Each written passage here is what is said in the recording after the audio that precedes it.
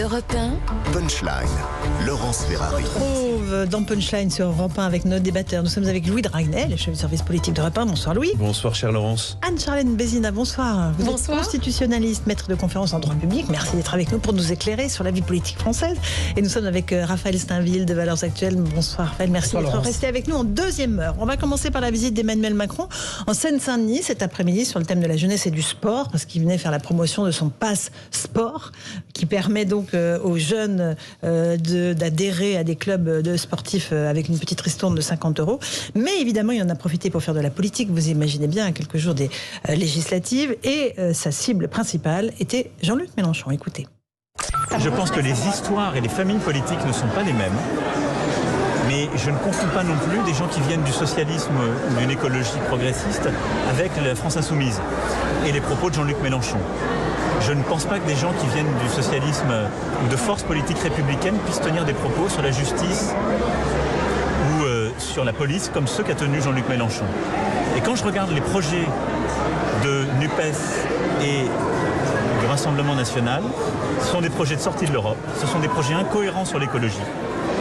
Puisque les uns proposent de sortir totalement du renouvelable, les autres on ne sait plus, puisqu'ils ont marié des forces politiques qui proposaient de ne faire que du nucléaire et les autres de sortir totalement du nucléaire. C'est des projets d'alliance avec la Russie, c'est dans leur programme.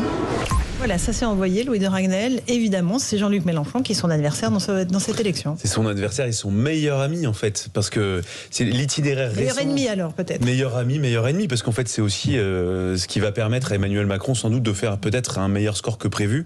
Mais Emmanuel Macron a un itinéraire avec Jean-Luc Mélenchon assez étonnant depuis quelques semaines. Souvenez-vous, pendant l'entre-deux tours, Emmanuel Macron met le cap à gauche toute pour essayer de récupérer, de séduire les électeurs de Jean-Luc Mélenchon. Donc il y avait une séquence, souvenez-vous, où Emmanuel Macron avait quasiment fait l'allégorie du voile en expliquant que le voile c'était l'incarnation de la féminité. Et du féminisme. Et du féminisme, pardon, surtout le féminisme.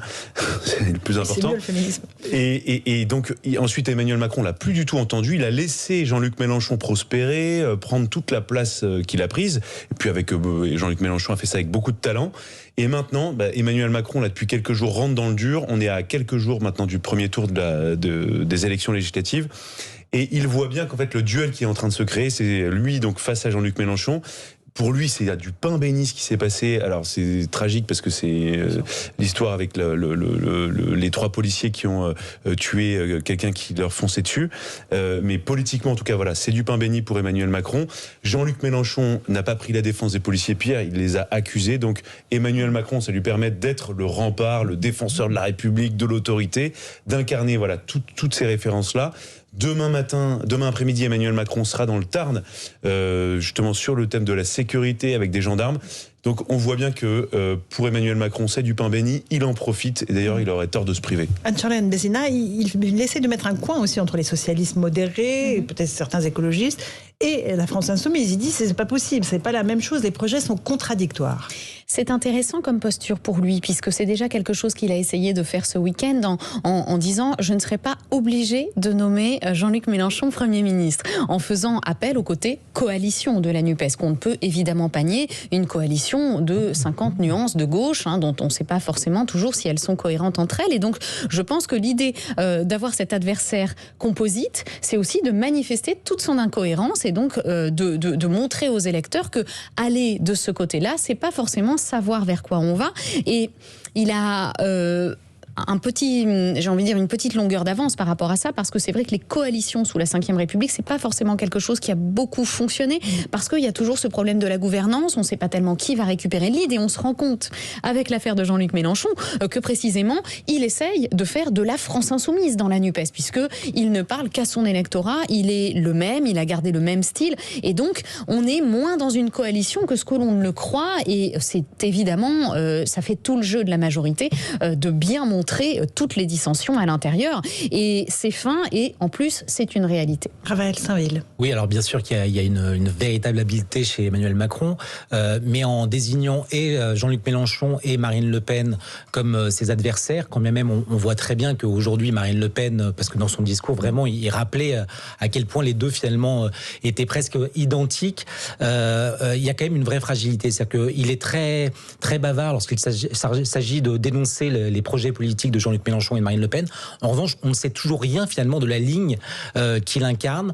Et c'est peut-être ce qu'il y a de plus... Alors c'est pour ça que je parlais d'habileté, parce que c'est une manière de masquer l'espèce de programme liquide, fluctuant. On l'a vu entre le peu de campagne qu'il a fait pour la présidentielle, la campagne qu'il a menée pendant l'entre-deux tours et la campagne qu'il mène aujourd'hui. C'est des choses totalement différentes. Il évolue au gré de ses adversaires et des adversaires qu'il se choisit. Et donc, je pense que quand même, malgré tout, c'est aussi une vraie fragilité, ce qui explique peut-être aussi l'espèce d'envolée dans les sondages dont bénéficie la NUPES. D'ailleurs, Anne-Charlène Bézina, au plan constitutionnel, Jean-Luc Mélenchon s'autoproclame Premier ministre. Si son groupe arrive à la majorité, on verra si c'est le cas, est-ce que Emmanuel Macron a le choix, au fond, ou est-ce qu'il sera obligé, si ça se produisait, de le nommer Premier ministre? Alors, il y a vraiment deux choses intéressantes là-dedans. C'est qu'il n'y a rien d'inscrit dans la Constitution sur cette question. Il y a une coutume constitutionnelle qui veut qu'on nomme toujours Premier ministre, et c'est pas uniquement en France, c'est une coutume de tous les régimes parlementaires. On nomme Premier ministre le leader d'une majorité au Parlement. Sauf que, c'est le deuxième point intéressant, justement, sur cette NUPES, et c'est là-dessus que joue Emmanuel Macron.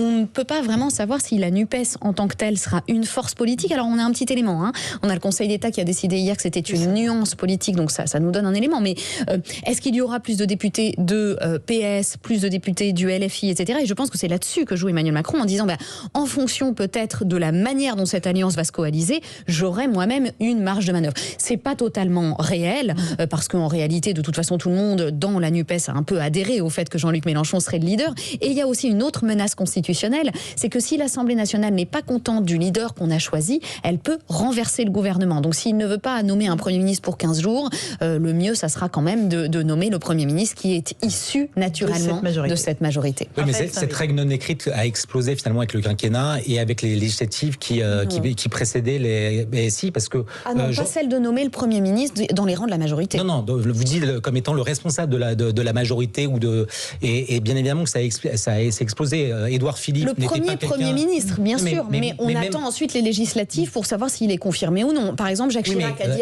Elisabeth Borne n'est pas davantage une personnalité incontestable de son camp, et on se souvient l'exemple justement de Jacques Chirac et Édouard Balladur. Jacques Chirac de lui-même, en 93, avait renoncé à briller une nouvelle fois ce poste, instruit du passé et des 2 ans qu'il avait passé entre 86. C'était pour des raisons électorales, c'était pour notamment garder la cartouche présidentielle. Donc ça dépend des alliances. Non, mais le président est libre de le président est tout à fait libre, mais la coutume est évidemment qu'on choisit un Premier ministre en fonction de la majorité. Et ça, 2002 ne l'a pas changé. Notamment Jacques Chirac, quand il nomme Jean-Pierre Raffarin, lui dit attention, sache que je te nomme peut-être pour un mois. Parce que précisément, comme maintenant les législatives suivent la présidentielle, on peut avoir des premiers ministres jetables, ce qui pourrait être le cas d'Elisabeth Borne. Par contre, ce que vous dites est vrai sur le point du leader de la majorité, c'est que on est tellement rentré dans une présidentialisation que les majorités sont en réalité des majorités qui suivent le président, et donc le président se retrouve à avoir une liberté totale, ce qui sera beaucoup moins vrai si on est en cohabitation. Oui, Dragnel. Avec une petite coquetterie, c'est que Jean-Luc Mélenchon n'est pas candidat aux élections législatives, et donc ce serait un chef de la majorité qui ça rejoint un peu... Ce serait pas le premier non plus. Non, ce serait pas le premier. Jean Castex n'était pas député, Elisabeth Borne le sera peut-être si elle démissionne, en tout cas c'est sa première élection dimanche prochain. Alors, simplement un mot par rapport à ce que vous disiez. Ce qui est intéressant aussi, c'est que Jean-Luc Mélenchon a déjà anticipé la possibilité qu'Emmanuel Macron puisse proposer à quelqu'un d'autre au sein de la France Insoumise d'occuper le poste de Premier ministre, puisqu'il a dit, en fait, ça va être très simple. S'il nomme quelqu'un d'autre, eh bien nous, on ne votera pas la confiance, on renversera le gouvernement jusqu'à ce qu'Emmanuel Macron me nomme. Je trouve ça incroyable, à la fois de suffisance politique aussi, et surtout c'est-à-dire que Jean-Luc Mélenchon essaie vraiment de montrer qu'il y croit, et c'est un argument de vote, de conviction incroyable pour ses troupes, parce que vraiment il leur fait croire qu'il peut arriver au pouvoir, il peut gouverner, et expliquer entre les lignes qu'en fait la présidentielle n'aura servi à rien. La vraie élection pour Jean-Luc Mélenchon, c'est dimanche prochain. Allez, on fait une toute petite pause, on se retrouve tous les trois dans un instant dans Punchline. On écoutera Marine Le Pen, elle a tenu une conférence de presse cet après-midi, et devinez de qui elle a parlé? De Jean-Luc Mélenchon. Tout de suite.